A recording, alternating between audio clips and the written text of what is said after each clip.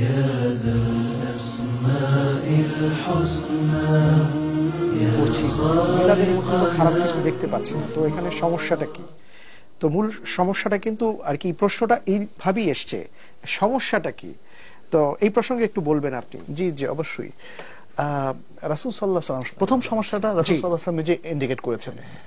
তিনি বলছেন ইয়াকুম ওয়া মুহদাসাতিল উমুর, সাবধান, দিনের মধ্যে নতুন বিষয়গুলো থেকে তোমরা সতর্ক থাকো। ফা ইন্না কুল্লা মুহদাসাতিন বিদআহ, কারণ প্রত্যেক নব উদ্ভাবিত নতুন নতুন বিষয় দিনের অংশ হিসেবে যা চালিয়ে দেওয়া হচ্ছে এটা বিদআহ। ওয়া কুল্লা বিদআতিন দালালাহ, প্রত্যেক বিদআত হচ্ছে ভ্রষ্টতা। ওয়া কুল্লা দালালাতিন ফিন্নার, যেটা একটু আগে আপনিও বলেছেন, এবং প্রত্যেক ভ্রষ্টতা মানুষকে জাহান্নামের দিকে নিয়ে যায়। এটা হচ্ছে সহজ সমীকরণে, সহজ ভাষায় এটা হচ্ছে সবচেয়ে বড় সমস্যা, আমাদের মূলনীতি। আর এখানে আমি এটাকে আরেকটু এক্সপ্লেন করা দরকার। সেটি হচ্ছে আসলে শরিয়ার প্রত্যেকটা পার্ট, চাই সেটা ফরজ হোক, ওয়াজিব হোক, নফল হোক, মুস্তাহাব হোক, ইভেন হারাম কিংবা মাকরুহ যা হিসাবে ইন্ডিকেট করা হোক না কেন, উল্লেখ করা হোক না কেন, আপনার এইটার অথরিটি হচ্ছেন স্বয়ং আল্লাহ রাব্বুল আলামিন। অর্থাৎ শরীয়ত প্রণেতা হচ্ছেন মহান আল্লাহ রাব্বুল আলামিন। তিনি রাসূলুল্লাহ সাল্লাল্লাহু আলাইহি ওয়াসাল্লামের মাধ্যমে এই শরীয়তটা প্রণয়ন করেছেন। এর প্রত্যেকটা পার্ট, সেটা অপশনাল হোক অথবা অব্লিগেটরি, ফরজ, ওয়াজিব যাই হোক না কেন, ফলে এখানে হাত দেওয়ার কোনো অথরিটি আল্লাহর কোনো বান্দার, কোনো মাখলুকের নেই। যে অনেক ধন্যবাদ। আমরা এই ব্যাপারে আরো কথা শুনবো। একজন দর্শক আছেন টেলিফোনে, আমরা একটু তার ফোনটি নিয়ে নিই। হ্যালো, আসসালামু আলাইকুম। ওয়ালাইকুম আসসালাম। আসসালামু আলাইকুম। জি ওয়ালাইকুম আসসালাম। আমি ঢাকা থেকে আব্দুর রহমান বলছিলাম। জি আব্দুর রহমান ভাই বলুন। জি ভাইয়া, আমরা যে কোরআন তেলাওয়াতের পরে কোরআনে চুমু খাই, সেটা কি সঠিক? জি অনেক ধন্যবাদ, অনেক অনেক ধন্যবাদ। একটি আর কি আমল সম্পর্কে তিনি জানতে চেয়েছেন, সেটা বিদআত হবে কিনা আমরা প্রশ্নের উত্তর জানবো। তার আগে মোহতারাম আপনি যে কথা বলছিলেন। জি জি আমি আরো বলবো যে যেহেতু মহান আল্লাহ রাব্বুল আলামিন তিনি নিজেই শরীয়ত প্রণেতা, এবং রাসূলুল্লাহ সাল্লাল্লাহু আলাইহি ওয়াসাল্লাম আল্লাহর পক্ষ থেকে মেসেঞ্জার এবং রাসূল, সেই শরীয়তকে মানুষের কাছে পৌঁছে দিয়েছেন। অতএব আল্লাহর কোন নির্দেশ কালামুল্লাহ অথবা রাসূল সাল্লাল্লাহু আলাইহি ওয়াসাল্লামের কোন ইনস্ট্রাকশন সুন্নাহর মধ্যে না পেলে নিজেদের পক্ষ থেকে কোনো কিছু রচনা করা, উদ্ভাবন করা, এটা বিদআত। এবং এখানেই সেকেন্ড সমস্যাটা, প্রথম সমস্যার কথা তো বলেছি, এটা জাহান্নামের দিকে নিয়ে যায়। দ্বিতীয় সমস্যা হচ্ছে শরিয়ার মধ্যে নতুন সংযোজনের একটা বড় ধরনের মানে ত্রুটিযুক্ত কাজ তিনি করলেন। এই জন্যই যেহেতু শরিয়া প্রোটেক্টেড, ইন্না নাহনু নাযালনা যিকরা ওয়া ইন্না লাহু লাহাফিজুন, নিশ্চয়ই এই শরিয়া, যিকির মানে অধিকাংশ উলামাদের মতে শরিয়া, যেটার মধ্যে কোরআন সুন্নাহ দুটোর মধ্যে আছে। এই কোরআন সুন্নাহ এবং এই শরিয়া আমি নিজে নাযিল করেছি, আমি এর হেফাজত করব। আল্লাহ তাআলা হেফাজত করার অংশ হচ্ছে বিদআত না করা। বিদআতের কোনো স্থান শরিয়াতে নেই, বরং শরিয়া তার কোরআন সুন্নাহর আলোকেই আজও তেমনি যেমনি রাসূল সাল্লাল্লাহু আলাইহি ওয়াসাল্লামের যুগে ছিলেন। অনেক ধন্যবাদ মোহতারাম। আমি আপনার কাছে আসছি যে এই একটি গুরুত্বপূর্ণ কথা আমরা বলবো, যে অনেকেই কিন্তু আমরা বলে থাকি যে সমস্যাটা কি, তো এই প্রসঙ্গে হ্যাঁ আপনি একটু যদি বলেন। সেটাই, আমি যদি আমার দুটো চোখের উপরে আরো দুটো চোখ লাগিয়ে দিই, ভালোই তো, সমস্যা কি? সুন্দর, খুবই সুন্দর, আরো চারটা হলো, তাহলে কেমন দেখাবে? আসলে এই যে বিদআহ, এটা হলো সেই ভাইরাস যেটা সমস্ত আম্বিয়া কেরামের দ্বীনকে ধ্বংস করে দিয়েছে। 1,24,000 নবীদের দ্বীন পরবর্তী উম্মতের কাছে এসে ধ্বংস হয়েছে একমাত্র বিদআর কারণে। এত ভয়ঙ্কর জিনিস। প্রত্যেক আলিম, প্রত্যেক ধর্ম অনুসারী ব্যক্তি যদি তার কাছে ভালো লাগে, সমস্যা কি, এইভাবে ধর্মের মধ্যে সংযোজন বিয়োজন করতে থাকেন, এক পর্যায়ে নবীদের টোটাল ধর্ম বিদায় হয়ে গিয়ে আসলটা বিদায় হয়ে আগাছা পরগাছা গুলোই ধর্ম হিসাবে মানুষ করতে থাকবে। আজকে আমরা দেখি ইহুদি পুরো জাতিটা, মুসা আলাইহিস সালামের জাতি পুরাটাই বিভ্রান্ত। কেন? ওই এক একজন ভালোই তো লাগে। এক এক ইহুদি পণ্ডিত এসে বললেন সমস্যা কি, একটা তরিকা, একটা পদ্ধতি এইভাবে করি। আরেকজন আপনি বললেন সমস্যা তো নাই, ভালোই তো লাগে। এইভাবে ভালো লাগতে লাগতে ইহুদিরা মুসা আলাইহিস সালামের পুরা ধর্মই ধ্বংস করে দিয়েছে। খ্রিস্টানরাও তাই করেছে। ভালো লাগতে লাগতে তাদের পাদ্রী, তাদের পোপেরা এক একজনে এক একটা ভালো লাগালাগি করতে করতে এমন আবিষ্কার করেছে ঈসা আলাইহিস সালামের শিক্ষা বলতে কিছুই নেই, উনি এখন মাবুদ হিসেবে পূজিত হচ্ছেন। পুরা বিভ্রান্ত। তো উম্মতে মুহাম্মাদের মধ্যে এই জিনিসটা কিছু লোকেরা করে ঠিকই, কিন্তু মূল উলামা একরাম ধর্মের মধ্যে কোন রকমের বেশকম করতে তারা দেন না। এই জন্য এই ইসলামটা এখনো ঠিক আছে, আমরা থাকবো ইনশাআল্লাহ। আমরা আসছি, আমাদের কথা একজন দর্শক আছেন, আমাদের একজন বোন আছেন টেলিফোনে, আমরা তার ফোনটি শুনবো। আসসালামু আলাইকুম ওয়া রাহমাতুল্লাহ। ওয়ালাইকুম আসসালাম, আমি মুনজেরিন বলছিলাম সাভার থেকে। জি বোন বলুন। জি, আমার প্রশ্ন হচ্ছে ধর্মের জন্যই যখন একজন অতিরিক্ত আবেগপ্রবণ হয়ে যদি অনেক উচ্চ স্বরে কান্না করে অথবা মাটি ধরে বা নিজের গায়ে থাপড়াথাপড়ি করে, হ্যাঁ, যে অতিরিক্ত ইমোশনাল হয়ে, এটি কি বেদায়েতের মধ্যে পড়ে কিনা, যেটি আমরা সবসময় দেখতে পাই মাঝে মাঝে?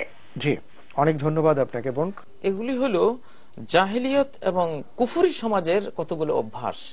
নবীজি বলেছেন যে লাইসা মিন্না মান দারাবাল খুদুদ শাক্কাল জুয়ুব ওয়া দাআ বিদাওয়াল জাহিলিয়া, এটা সহিহ বুখারী সহিহ মুসলিমের হাদিস।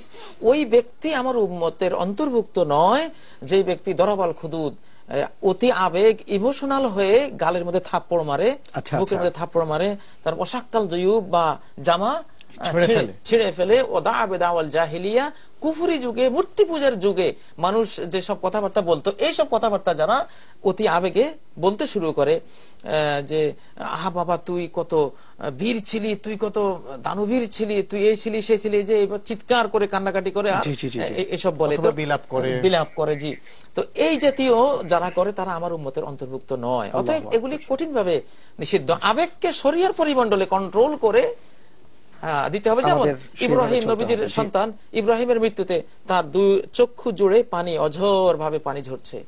তো সাহাবী প্রশ্ন করলেন যে আপনিও কাঁদছেন ইয়া রাসূলুল্লাহ? তিনি বললেন যে ইন্নাল্লাহা লা ইউআযিব আলা দামাইল আইন, যে চোখ দিয়ে পানি ঝরবে, কোনো হাহুতাশ নাই, চিৎকার নাই, এই জাতীয় শুধু নয়নাশ্রু বর্ষণের মধ্যে আল্লাহর কোনো আযাব নেই, তিনি আযাব দেবেন না। সুবহানাল্লাহ, অনেক ধন্যবাদ। আমরা এই ব্যাপারে আরো কথা শুনবো ইনশাআল্লাহ তাআলা আপনাদের কাছ থেকে। একটা বিরতিতে যাচ্ছি, তারপরে ইনশাআল্লাহ তাআলা আমরা কথা শুনবো। দর্শক, আপনারা দেখছেন আমাদের সকলের প্রিয় অনুষ্ঠান জীবন কথন। সময় হয়েছে বিরতিতে যাবার, একটু পরেই আমরা ফিরে আসছি। মেহেরবানি করে অপেক্ষায় থাকুন।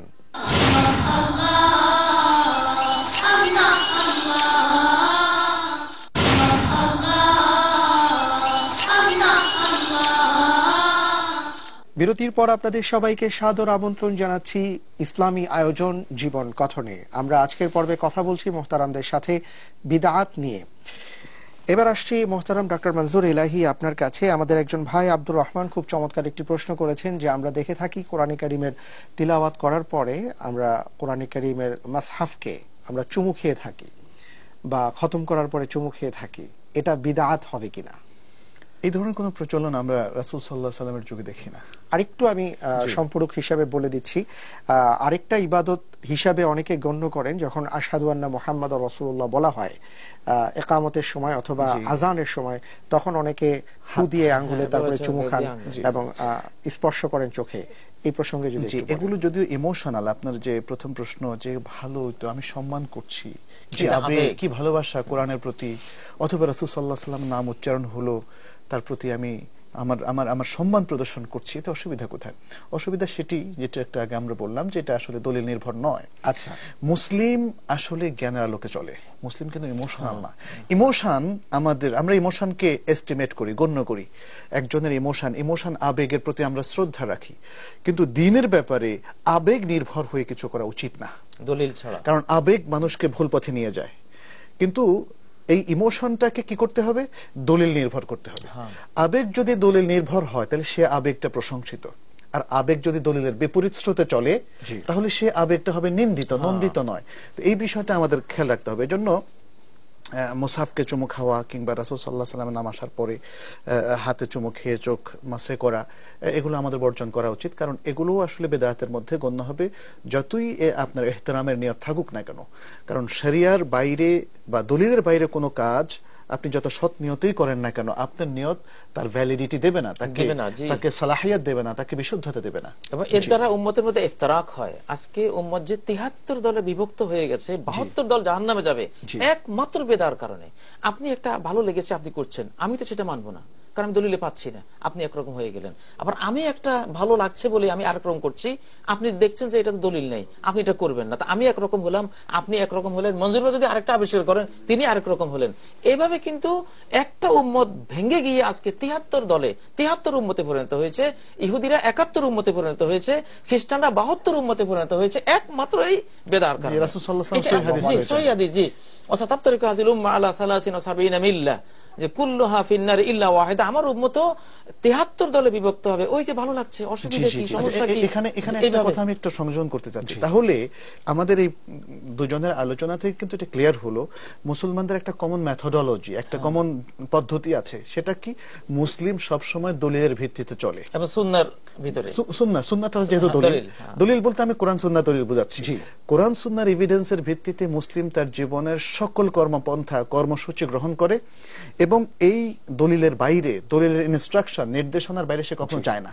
যদি এটা হয় তাহলে কিন্তু বেদাতের মধ্যে সম্পৃক্ত হওয়ার প্রশ্ন ওঠে। এটার একটা উৎকৃষ্ট মিসাল হলো যেমন দুরূদ শরীফ, আল্লাহুম্মা সাল্লি আলা মুহাম্মদ ওয়া আল্লাহুম্মা সাল্লি ওয়া সাল্লিম ওয়া বারিক। এই যে দুরূদ শরীফ, সারা ওয়ার্ল্ডে ঘুরেন একই দুরূদ আছে, একই রকম, কিন্তু আপনি যদি দুরূদ শরীফকে কেন্দ্র করে আরেকটা কোনো অনুষ্ঠানে আপনি রূপ দেন, যেখানে জিলাপি থাকবে, আগরবাতি থাকবে, আপনি কত রকম কিছু করবেন, সেটা তো আরেকখানের সাথে মিলবে না। আরব জাহানে ওটা নাই, কৃষ্টি কালচার পরিবর্তন হয়ে যাবে। আসলে বেদাতগুলি হলো উম্মতকে ভাঙার সবচেয়ে বড় হাতিয়ার, আর সুন্নাহ হলো উম্মতকে ঐক্যবদ্ধ করার হাতিয়ার।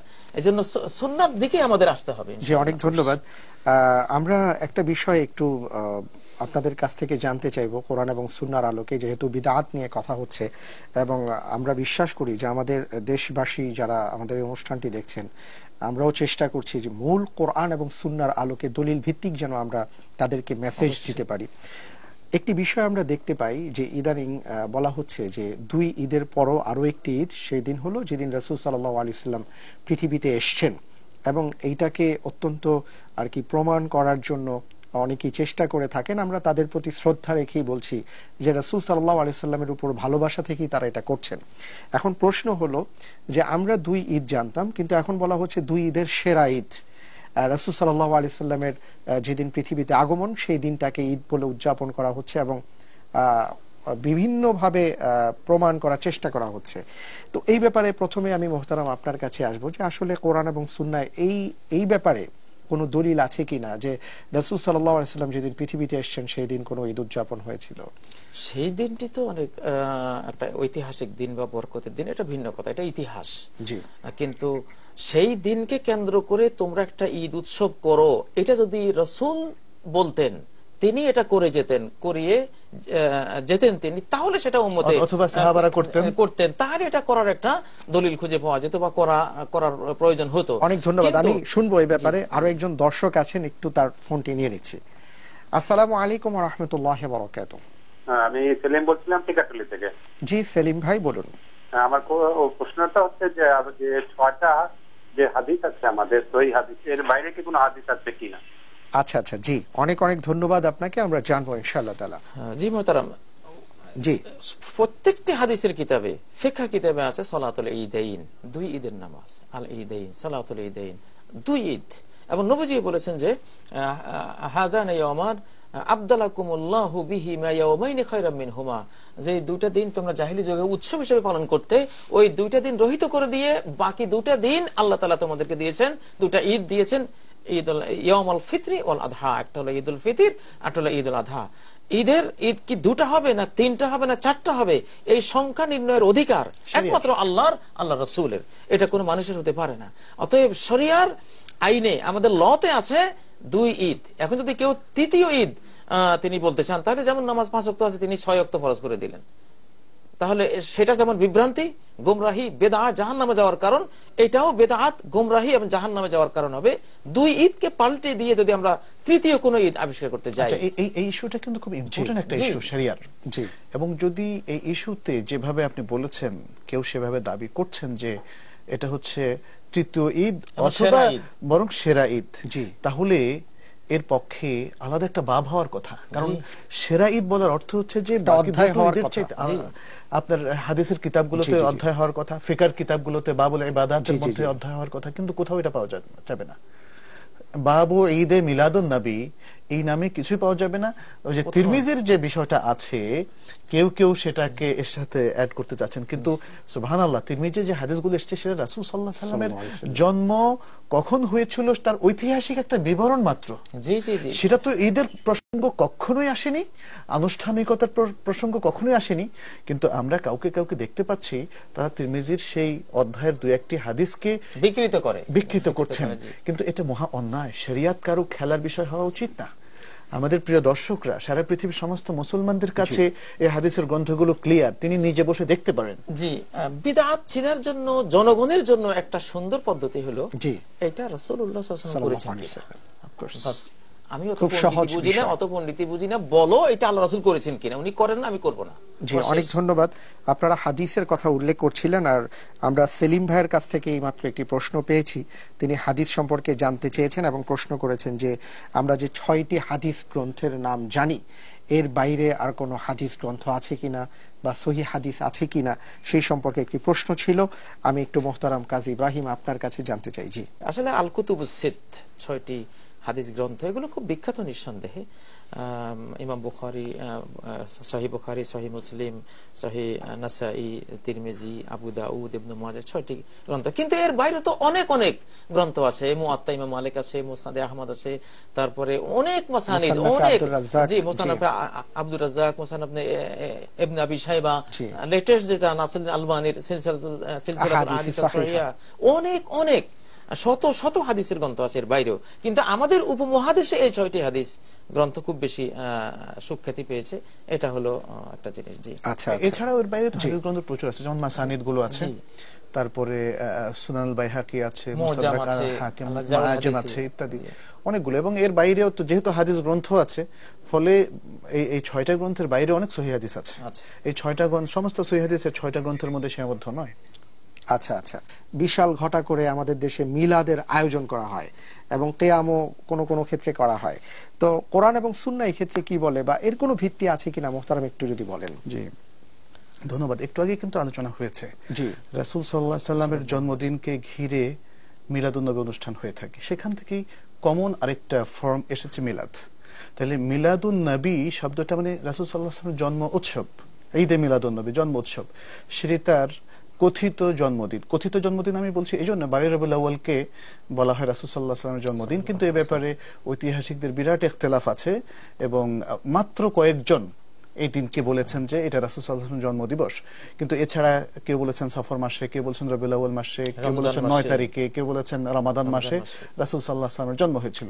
এবং আল্লামা মুবারকপুরী, যিনি সফিউর রহমান মুবারকপুরী, যিনি আর রাহিক আল মাখতুম গ্রন্থে তিনি বলেছেন 9 রবিউল আউয়াল, এই ডেটটাকে তিনি বলেছেন। যাই হোক, ঈদে মিলাদুন নবী থেকে পরবর্তীতে মিলাদ শব্দটাকে আলাদা করে এটাকে কমন করে দেওয়া হয়েছে। যে কোনো পর্বে, নতুন বাসায় উঠলে, পরীক্ষার আগে, নতুন দোকান খুললে মিলাদের একটা কালচার তৈরি হয়েছে। কিন্তু এই কালচারের শুরু আমরা যেভাবে একটু আগে জানলাম, শুরু হয়েছে বেদাতের মাধ্যমে। অতএব সেই বেদাতি কালচার থেকে যেটা ডিরাইভ করা হয়েছে, আলাদা করা হয়েছে আবার ভিন্ন ভিন্ন অনুষ্ঠান হিসাবে, সেটাও কিন্তু শরীয়তে বেদাত হিসাবে গণ্য হবে। এজন্যে যে আসলে আমরা কোথাও নতুন স্থানে গেলে, নতুন কোনো কাজ শুরু করলে আমরা কিভাবে শুরু করব, শরীয়তের স্পষ্ট ইনস্ট্রাকশন সেখানে আছে। জি, এবং যেটা এখানে বলা হয়েছে যে ইয়া আইয়ুহাল্লাযিনা আমানু সাল্লু আলাইহি ওয়া সাল্লিমু তাসলিমা, নবীজির প্রতি হলো সালাত ও সালাম, দুরূদ। জি, দুরূদ আসলে একটা ভিন্ন প্রসঙ্গ। মিলাদ এবং মিলাদের মধ্যে দুরূদের প্রাধান্য দিয়ে এটাকে দুরূদের বিকল্প করা হয়েছে। কিন্তু মিলাদ মূলত দুরূদের অনুষ্ঠান নয়, সেখানে দুরূদ পড়া হয় সত্য। এটা হচ্ছে রাসূল সাল্লাল্লাহু আলাইহি ওয়াসাল্লামের জন্ম উৎসব। তার জন্মকে উল্লেখ করে এবং জন্মদিবসকে উল্লেখ করে যে সমস্ত দোয়াগুলো আগে পড়া হতো, সেটা এখন মিলাদে পড়া হয়। তার মানে ঈদে মিলাদুন নবী থেকে মিলাদটাকে নিয়ে আসা হচ্ছে এবং কিছু দুরূদ পড়া হয়। কিন্তু আসলে দুরূদের বিষয়টা সম্পূর্ণ ভিন্ন প্রসঙ্গ। দুরূদটা হচ্ছে শরীয়তের একটা প্রণিধানযোগ্য আমল, একটা সুন্নাহ ভিত্তিক একটা আমল। কিন্তু সেই দুরূদগুলো হতে হবে সুন্নায় প্রমাণিত, যেমন দুরূদে ইব্রাহিমী যেগুলো, সেগুলো পড়া। তো যাই হোক, আর এটা তো এসেছে খ্রিস্টানদের ক্রিসমাস থেকে, যে ঈসা আলাইহিস সালামের জন্মদিন তারা বেদাত করে পালন করত। 604 হিজরিতে যখন তারা ক্রুশের যুদ্ধ করতে যায় ফিলিস্তিন ইরাক অঞ্চলে আসলো, ওদের খ্রিস্টান সেনাবাহিনী থেকে দেখে দেখে কিছু মুসলিমরা যারা অজ্ঞ, তারা ওই বেদাতটা ইসলামে ঢুকিয়ে। এবং আমি আরেকটা গ্রন্থে, যেমন মাওলানা আব্দুর রহিম সাহেবের গ্রন্থে দেখেছি, উনিও বলেছেন এবং আর অনেক লেখকও বলেছেন, এটা ফাতিমি বংশের শিয়া শাসকরা এটা চালু করেছিল। তার মানে হচ্ছে ইসলামের মেইন স্ট্রিমের শাসকরাও নয়, আলেম তো দূরের কথা, শাসকরা চালু করেনি। আরেকটা বড় জিনিস যেটা আজকে আমাদের দেশের সাধারণ মানুষ যারা হয়তো না জেনে এই অনুষ্ঠানগুলো তারা পালন করছে, তারা, আমরা সকলে যে সমস্ত ইসলামী ব্যক্তিত্বদেরকে মেনে থাকি, ইমাম আবু হানিফা রাহিমাহুল্লাহ, ইমাম মালিক, ইমাম শাফিঈ, ইমাম আহমদ, ইমাম বুখারী, ইমাম মুসলিম, ইমাম নাসাই, ইমাম তিরমিজি, এই যে ইসলামের বড় বড় দিকপালরা রয়েছেন, জি, এদের সিরাতের মধ্যে কি মিলাদের কোনো অংশ আছে? এদের গ্রন্থের মধ্যে কি মিলাদের কোনো রেকমেন্ডেশন আছে? জি জি। সেই ক্ষেত্রে আসলে সুন্নাহ কি বলে? আমরা সুন্নাহ যদি অনুসরণ করি আমরা ওই ক্ষেত্রে কি কাজ করব একটু বলবেন আপনি? জি, সুন্নাহর মধ্যে, কোরআনের মধ্যে যেটা এসেছে যে আল্লাযিনা ইম্মাক্কান্নাহুম ফিল আরদি আকামুস সালাহ, আল্লাহ সাহায্য করবেন তাদেরকে। আল্লাহ বলছেন ওদেরকে জমিনে কোথাও আমি ক্ষমতা দিলে, সেটা একটা ঘর হতে পারে, একটা দোকান হতে পারে, ব্যবসায়িক সেন্টার হতে পারে, একটা সমাজ, একটা রাষ্ট্র, একটা পৃথিবী হতে পারে, ওরা জমিনে কোথাও ক্ষমতা পেলে ক্ষমতার উদ্বোধন, সে কাজের উদ্বোধন করবে কি দিয়ে? আকামুস সালাহ, সালাত দিয়ে তারা উদ্বোধন করবে। এবং নবী সাল্লাল্লাহু আলাইহি সাল্লামকে হযরত আনাসের দাদি মুলাইকা দাওয়াত দিয়েছিলেন। আচ্ছা আচ্ছা। দাআত জাদ্দাতি মুলাইকা রাসূলুল্লাহ সাল্লাল্লাহু আলাইহি ওয়াসাল্লাম আল্লাহ তুআমিন সানাআতুলা, তিনি একটা খাদ্য তৈরি করলেন, একটা ঘর উদ্বোধন করবেন, নবীজিকে দাওয়াত দিলেন, নবীজি আসলেন। তো নবীজি এসে 2 রাকাত সালাত পড়লেন। হযরত আনাস এবং ওনার দাদি ঘরের সবাইকে নিয়ে 2 রাকাত নফল সালাত পড়ে ঘরটা উদ্বোধন করলেন। এবং ইতবার ইবনে মালিকের হাদিস সহিহ বুখারী সহিহ মুসলিমে এসেছে, তিনিও নবীজিকে দাওয়াত দিয়েছেন এবং তিনি সেখানে 2 রাকাত সালাত পড়েছেন, নফল সালাত। তাহলে মুসলিমদের সুন্নাহ হলো কোন দোকান, ব্যবসায়িক সেন্টার, কোনো কিছু উদ্বোধন করতে গেলে তারা ওখানে 2 রাকাত সালাত পড়ে। তাহলে সালাতই হলো আসলে মূল অনুষ্ঠান, আমাদের অনুষ্ঠান। তো অনেক ধন্যবাদ। আমরা আরো কথা শুনবো ইনশাআল্লাহ তাআলা। দর্শক, আপনারা দেখছেন ইসলামী অনুষ্ঠান জীবন কথন। সময় হয়েছে বিরতিতে যাবার, একটু পরেই ফিরে আসছি, আমাদের সাথেই থাকুন।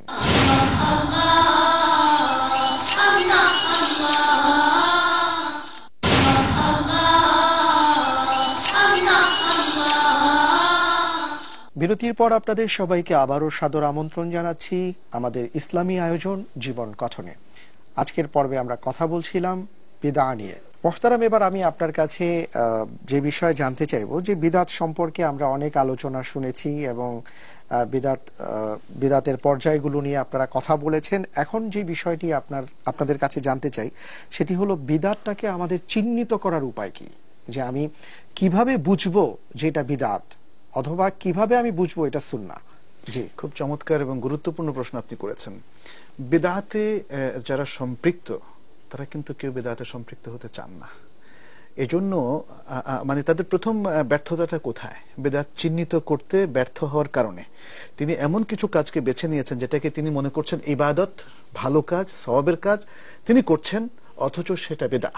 এজন্য অথেন্টিক উলামাদের সাথে একটা কনফ্লিকশন তৈরি হয়।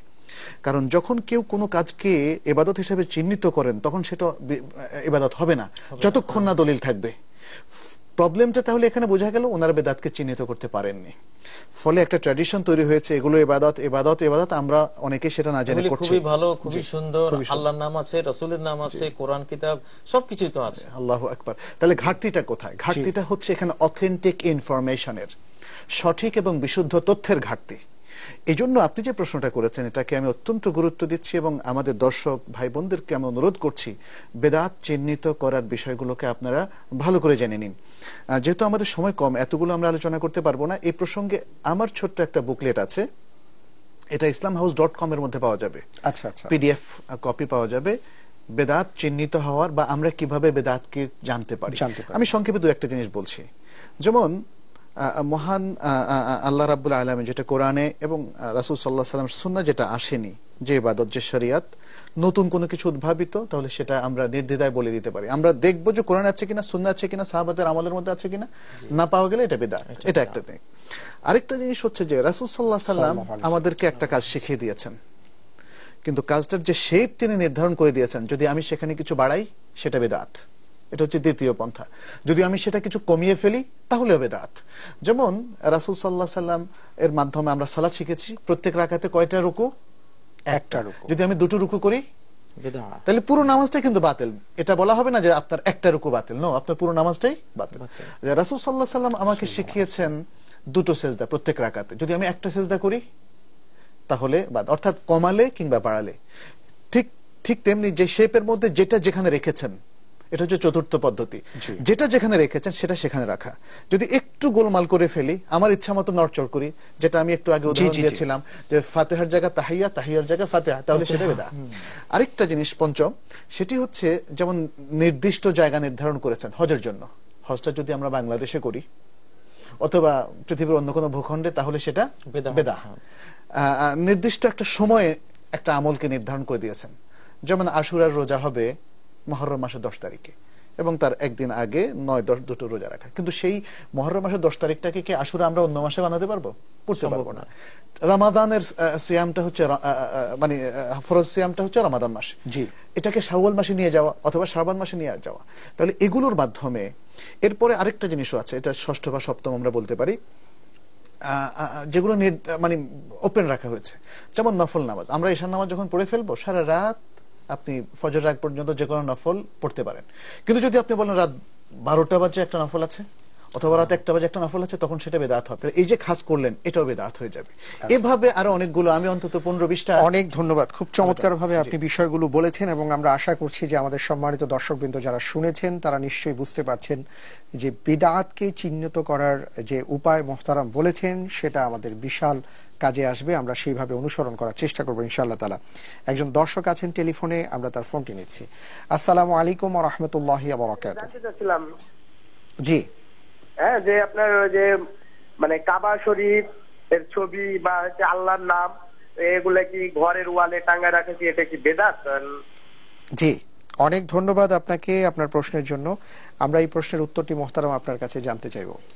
জি, কাবা শরীফের ছবি নামাজ পড়ার সময় এটা রাখা অথবা ঘরের মধ্যে আল্লাহর নাম ঝুলিয়ে রাখা, এগুলি আসলে সুন্নাহর মধ্যে নাই।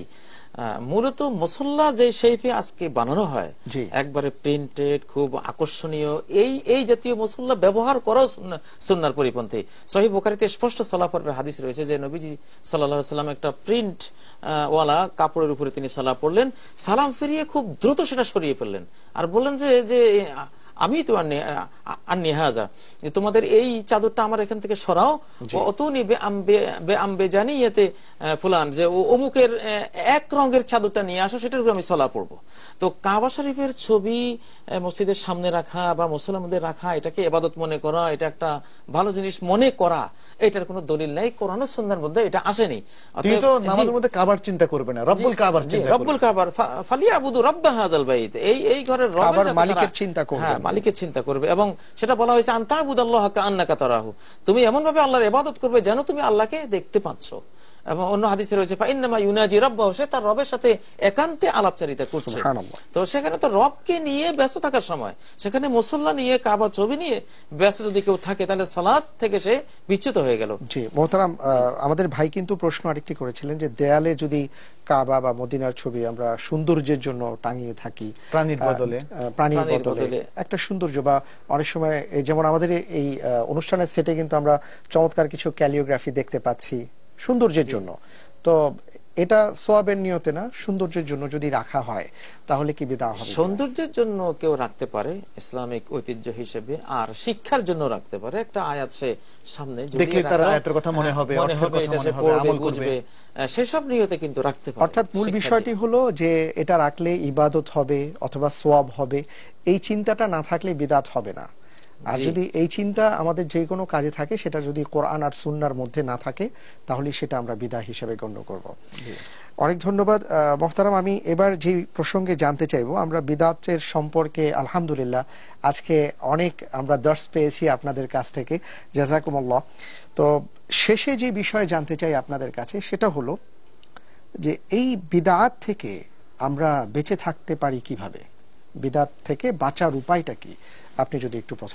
জি, রাসূলুল্লাহ সাল্লাল্লাহু আলাইহি ওয়াসাল্লাম তো বলেছেন যে ওয়া ইয়াকুম ওয়া মুহদাসাতিল উমুর, যত নব উদ্ভাবিত বিষয় ধর্মের মধ্যে সংযোজন করা হবে, এটা থেকে তোমরা বেঁচে থাকো। যে কোনো জেনুইন কোম্পানি সে লিখে রাখে নকল থেকে সাবধান। এই হাদিসটা কিন্তু ওইরকমই, নকল থেকে সাবধান, ফ্যাব্রিকেটেড যেগুলো বা জাল, যেমন 1000 টাকার একটা নোট আছে জেনুইন, একটা আছে জাল। জালটা দেখতে কিন্তু জেনুইন নোটের চেয়ে আরো বেশি চকচকে, কিন্তু যারা এটা জ্ঞান লাগে, এটা সবাই তো চিনবে না। এই জন্য তো জ্ঞান অর্জন করা এই জন্য ফরজ। তালাবুল ইলমি ফরিদাতুন আলা কুল্লি মুসলিম, যে আমি মহাজাগতিক সফরে যাচ্ছি, আখিরাতে চলে যাচ্ছি, আমার কোন জিনিসটি জাল, কোন জিনিসটি জেনুইন, এই জিনিসটা সম্পর্কে তো আমাকে জ্ঞান অর্জন করতে হবে। তো আর যার জ্ঞান নেই তাকে সহি শুদ্ধ আলেমের কাছে জিজ্ঞাসা করে জানতে হবে। ইন্নামা শিফাউল সুয়াল, যদি তুমি না জানো, না জানার শেফা হলো প্রশ্ন করো। আল্লাহ বলেছেন ফাসআলু আহলা যিকরি ইন কুনতুম লা তা'লামুন, যদি তোমার এই বিষয় জানা না থাকে তাহলে যারা কোরআন সুন্নাহর জ্ঞানী ওদের কাছে তুমি জেনে নাও যে এটা বিদআহ না এটা সুন্নাহ, এটা শিরক না এটা তাওহীদ। জি, এইভাবে অনেক ধন্যবাদ মোহতারাম। আপনার কিছু এই প্রসঙ্গে বলার থাকলে খুব সংক্ষিপ্তভাবে। জি, আমি বলবো যে সুন্নাহ এবং বিদআতের যে সংঘর্ষের বিষয়টা, এটা আমাদেরকে জানতে হবে, এবং সেটা যদি আমরা নিয়মতান্ত্রিকভাবে জানি তাহলে কিন্তু আমরা সুন্নাহকে চিহ্নিত করতে পারবো, বেদাতকে চিহ্নিত করতে পারবো। বেদাত এবং সুন্নাহকে চিহ্নিত করার পরে আমরা তো সহজভাবে জানি যে সুন্নাহ অনুসরণ করা আমাদের জন্য দায়িত্ব, বেদাত থেকে বেঁচে থাকা। তাহলে এই মেথডোলজিটা যদি আমরা ভালো করে আমাদের চিন্তা চেতনায় নিয়ে আসতে পারি এবং আমাদের শিক্ষার মাধ্যমে, ইসলামী শিক্ষার মাধ্যমে আমরা জাতির জনগণকে যদি আমরা বুঝিয়ে দিতে পারি, তাহলে বেদাত থেকে বেঁচে থাকা সম্ভব। অন্যথায় বেদাতকে সুন্নাহ ভেবে জাতির বৃহত্তর অংশ এখনো বেদাতের মধ্যে লিপ্ত হয়ে যাওয়ার সম্ভাবনা আছে। অতএব ব্যাপারটা অত্যন্ত গুরুত্বপূর্ণ এবং সতর্ক থাকার বিষয় বলে আমি মনে করি। এবং আমি মনে করি যারা আজকে ইসলাম শিক্ষা দিচ্ছেন, ইসলামী শিক্ষার মধ্যে বেদাতের একটা পর্যায় সেখানে অন্তর্ভুক্ত করা উচিত, এটা সিলেবাসভুক্ত করা উচিত। এটা যেমন প্রাথমিক লেভেলে করা উচিত, মাধ্যমিক এবং উচ্চ মাধ্যমিক লেভেলে করা উচিত।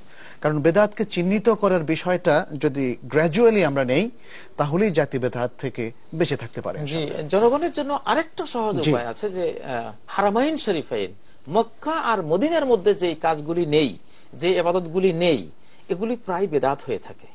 মক্কা আর মদিনার মধ্যে যেগুলি আছে এগুলি বেদাত হয় না। নবীজি বলেছেন যে ইন্নাদ দীন লা ইয়ারজু ইলাল হিজাজ কামা তারজুল হাইয়াতু ইলা জওহরিহা, দিন মক্কা মদিনার দিকে হিজরত করে যাবে, যেমন সাপ যত দূরে যাক সে তার গর্তে আবার ফিরে আসে। তো বর্তমান যুগের মানুষের জন্য মক্কা মদিনার ইবাদতগুলি, মক্কা মদিনা তারা কি করেন এটাকে ফলো করলে অনেক বেদাত থেকে তারা বাঁচতে পারবে। অনেক অনেক ধন্যবাদ আপনাদের দুজনকে। খুব চমৎকার ভাবে আজকে আমরা আপনাদের কাছ থেকে জানলাম যে বিদআত কাকে বলে, বিদআত থেকে বেঁচে থাকার উপায় কি। আবার ইনশাআল্লাহ তাআলা আগামী পর্বে আপনাদের সাথে দেখা হবে। সে পর্যন্ত রব্বুল আলামিন ভালো রাখুন। জাযাকুমুল্লাহু খাইরান। আল্লাহ ইবারিক ফিকুম কাযালিক। দর্শক, আমরা অনুষ্ঠানের শেষ পর্যায়ে চলে এসেছি, বিদায় নেবার পালা। আর বিদায় নেবার আগে যেই বিষয়ে একটু আপনাদের দৃষ্টি আকর্ষণ করছি সেটা হলো, মোহতারাম বিন্দু বলেছেন যে বিদআত কত ভয়ঙ্কর জিনিস, কত ভয়ঙ্কর ভাইরাস। এই ভাইরাস আমাদের ইবাদতকে একেবারে সমূলে উৎপাটন করে দিচ্ছে, নষ্ট করে দিচ্ছে। তাই আসুন আমরা বিদআত মুক্ত সুন্নাহ মোতাবেক আমল করার চেষ্টা করি। আল্লাহ এবং তার রাসূলের যে আদর্শ আমাদের সামনে আছে সেটাকে অনুসরণ করার চেষ্টা করি। আল্লাহ সুবহানাহু ওয়া তাআলা আমাদের সবাইকে সেই তৌফিক দান করুন, আমিন। আমাদের এই অনুষ্ঠানে যারা প্রশ্ন পাঠাতে চান বা আপনার মূল্যবান মতামত দিতে চান, যোগাযোগ করুন এই ঠিকানায়। প্রযোজক জীবন কথন, এসএ টেলিভিশন, রোড নম্বর 116, বাড়ি নম্বর 47, গুলশান 1, ঢাকা 1212। আপনারা ইমেইল করতে পারেন জীবন.কথন@satv.tv। ফেসবুকে লগ অন করতে পারেন www.facebook.com/জীবনকথন.satv। এছাড়া যারা স্কাইপিতে যোগাযোগ করতে চান, মেহেরবানি করে আপনার প্রশ্নের সাথে স্কাইপির যে আইডিটা রয়েছে সেটা আমাদের কাছে দিয়ে দিলে আমরা আপনাদের সাথে যোগাযোগ করব। রব্বুল আলামিন সবাইকে ভালো রাখুন এই প্রত্যাশায় আজকের মতন বিদায় নিচ্ছি। আল্লাহ হাফিজ। আসসালামু আলাইকুম ওয়া রাহমাতুল্লাহি ওয়া বারাকাতুহু।